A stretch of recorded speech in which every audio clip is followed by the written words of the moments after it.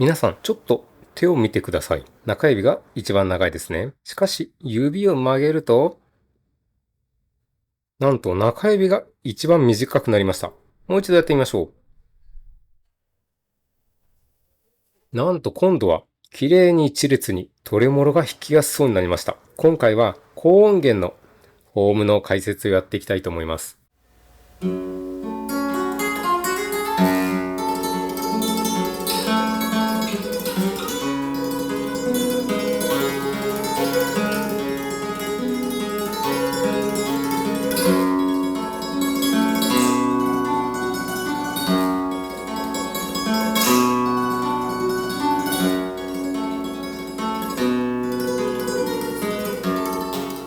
皆さん、熱いものを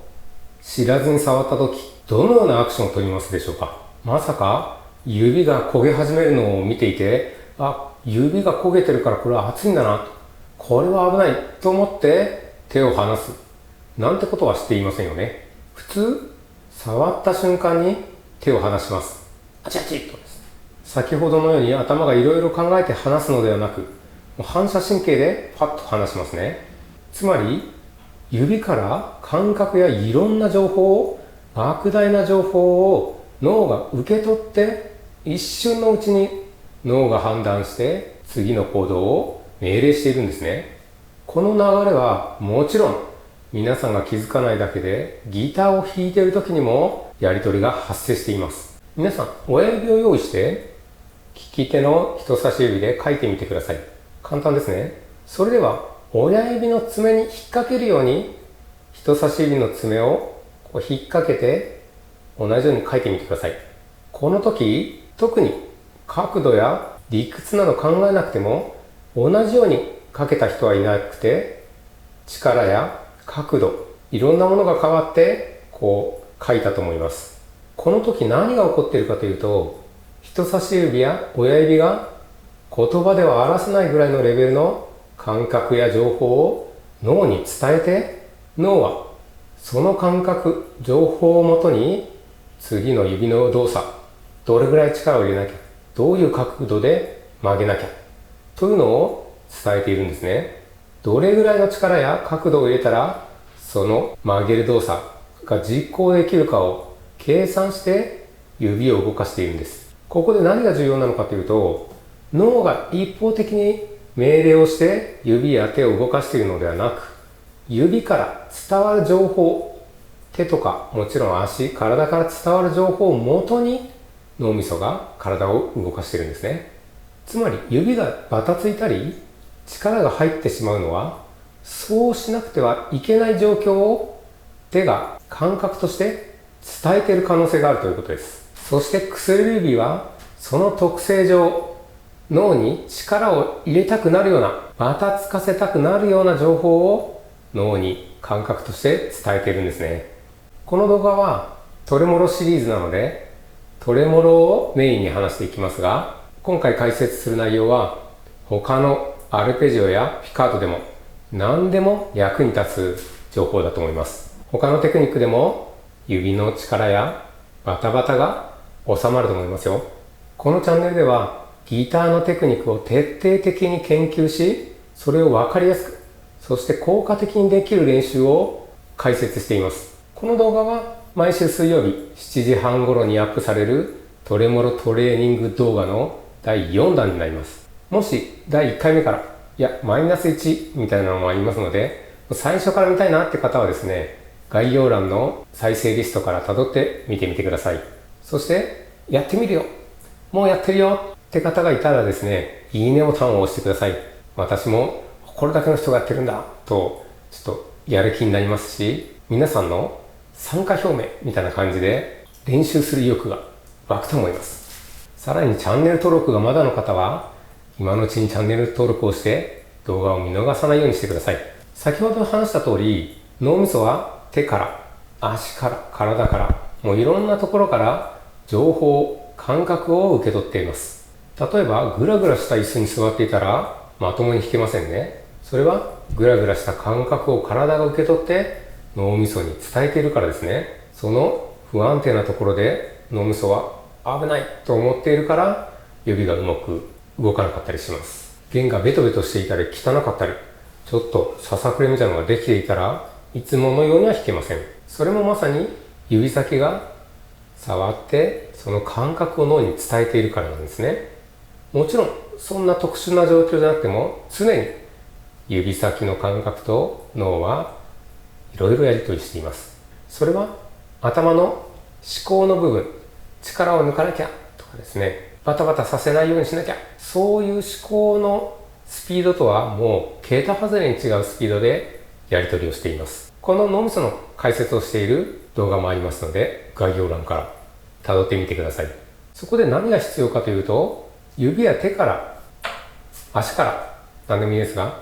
どういう感覚を受け取ったら指が力んでしまうのか、バタついてしまうのか、それを理解してバタつかない感覚を脳に伝えてやらなければいけません。その感覚を理解して、まずその感覚を作らないこと、もしくはその感覚が合っているのであれば、その感覚では力入れないよと脳に教え込まなくてはいけません。スムーズに動くフォームを感覚で覚えること。大雑把に言うとそんな感じです。そういう感覚を意識して今回はトレモロを解説していきます。フォームを維持するには固定する筋肉の調整が必要です。力を入れないとフォームが維持できない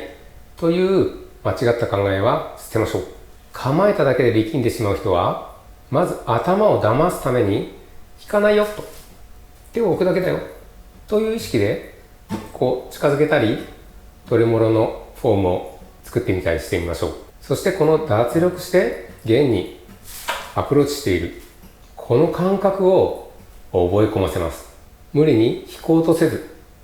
構えるだけで力が抜ける感覚を手に入れましょう。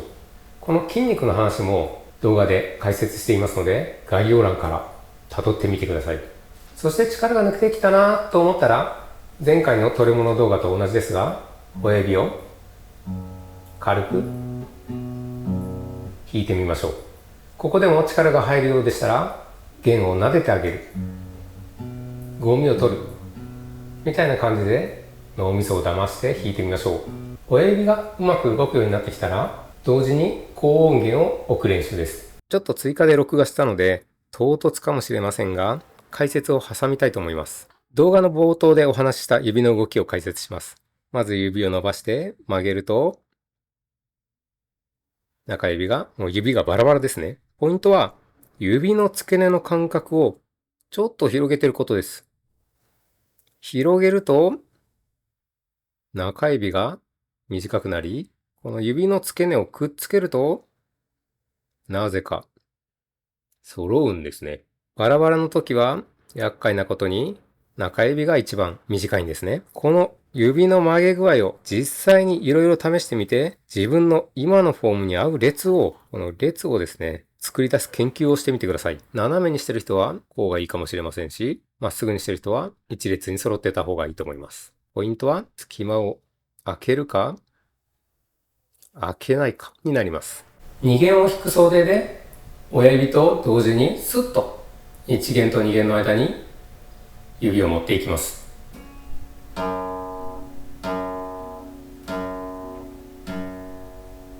ここで全ての指を持ってくることによって、あとは指を曲げるだけだという安心感が生まれるんですね。正確には5連の人は指1回戻しますが、4連の人はもうあとは曲げるだけという余裕が生まれます。感覚は瞬時にこの用意された指の情報を脳に送ります。ここでうまくいってないと、脳がフォームを安定させるために、フォームを維持するために、守る筋肉、固める筋肉を多めに使うように命令を出してしまいます。この時点までほぼ力を入れずにできて、やっと高音源を安定させることができます。高音源がうまくいかない人は、高音源の指にばっかり気を取られてしまいます。フォームとか力の入れ具合、角度ですね。実はその前から力やフォームが崩れているからこそ、高音源がうまくいってないということは結構多いんです。これはトレモロ以外にも当てはまります。ピカードでも使える前から実は崩れていたりしますね。いろいろ理由はあると思いますが、難しい奏法、苦手なところが来ると、その前から意識がですね、奪われてしまって、テンポが狂ってしまったり、力んでしまって、その難しいフレーズのところで分かりやすくミスが出ているという感じです。難しいフレーズのところなので、立て直すこともできず、撃沈ということですね。なので、難しいフレーズは丁寧に最初から順番に固めていくのが攻略の鍵です。では、高音源に移ります。どのような状態が脱力できて筋肉の使い方が理想的に動いているか、これを感覚で掴む練習をしてみましょう。親指は6弦に置き、他の弦は同時に2弦を弾きます。力を抜いて指をクッとちょっと動かして優しく弾きます。同時にちょっと手を上げてもいいです。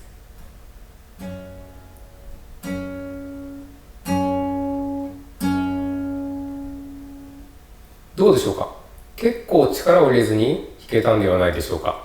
指先の感覚に集中してどの辺りが当たっているか、どんな角度で当たってどのように弦を弾いているか、じっくり感じてください。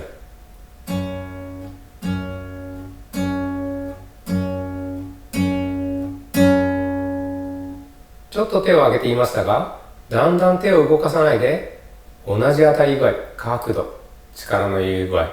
同じ弾き方ができるように練習しましょう。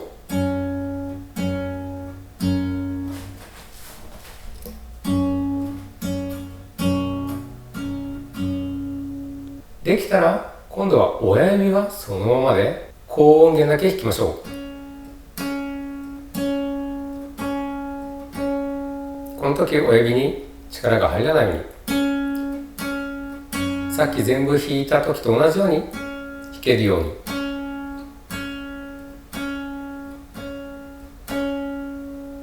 同じ感覚でできてきたら、次は各指でやりましょう。どの指から始めても構いません。人差し指だけ、中指だけ。最後は薬指ですが、やっと本題の薬指です。お待たせいたしました。薬指はかなり厄介です。まず小指と連動しすぎているので、もう小指と一緒に、もう小指を曲げるんだってぐらい一緒に曲げる感じで弾きましょう。これは以前の動画でもお話ししましたね。概要欄にあるトレモロの再生リスト、それを最初からじっくり見てみてください。先ほどのようにいっぺんに弦にこう触って弾くときは当然一列になるんですが、空中にあるとこれがちょっと薬指がちょっと前に出たりしてしまうんですね。そこから同じように曲げようとするとうまく弦にアクセスできないということが起きるんですね。そしてこの差が弦に当たるポイントずらしてしまって指がなんかうまく当たってないよと脳に伝える。なんかこれ弾きにくいよと、ちょっと力入れないという感覚を脳に出しているんですね。その結果ちょっと力んでしまったり、固めて手の力で腕の力で弾こうとしたりしてしまうんですね。それが続くと今度は逆にそれを避けようとして無意識に脳が命令して薬指が空回りしてしまったり空振りしてしまったりするんですね。親指を制して9割、残りの半分以上は薬指にあると言っても間違いはないでしょう。なので特に薬指がどの角度でどのように曲げたら力まずに弾けるか、手の位置を上下ちょっと変えてみたり、角度を変えてみたり、3本の指がきれいに揃う感覚を感じて体に叩き込んだり、特に薬指が弦の奥にこう差し込んでしまうと本当にこう力んでしまう原因になります。何回も練習して他の指と同じように無理のないところで止めて力を抜いて弾けるようにしましょう。力んでフォームを維持してはいけません。なるべく脱力した状態できれいに指が揃うように、こう斜めになってたらちょっと角度をつければ、弦と平行になりますので、そういうところもちょっと研究ポイントでありますね。先ほどのいっぺんに2弦を弾く動作、これで薬指の感覚をつかみましょう。その時はきれいに振り抜けたのですから、指一本でもできるはずです。このように交互に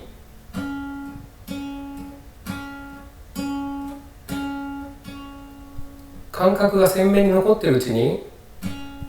薬指に移行したり戻ったりを繰り返すのもとても効果的な練習です。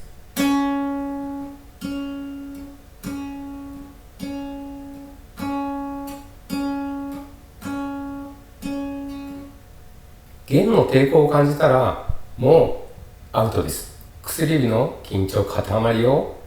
感じると思います。その時はもう弦へのアプローチは間違っています。うまくいくとこの時と同じようにスッと薬指と小指が曲がって弦が弾けるようになっていると思います。目の前で見てたらもうちょっとこうだよと言えるんですが、ここは自分の感覚を研究してもらうしかありません。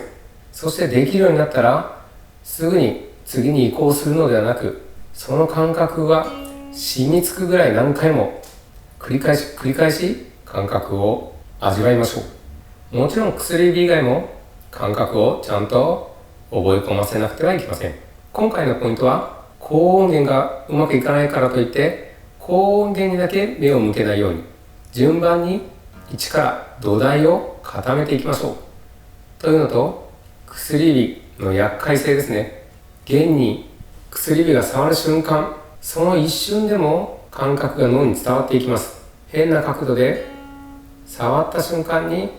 もうダメだと力入ったりしますので、弦にアクセスするこの瞬間も制御しなくてはいけません。その感覚を疑似的につかみましょう。来週も水曜日の取り物動画をアップする予定なので、見逃したくない方はチャンネル登録お願いします。それではまた次の動画でお会いいたしましょう。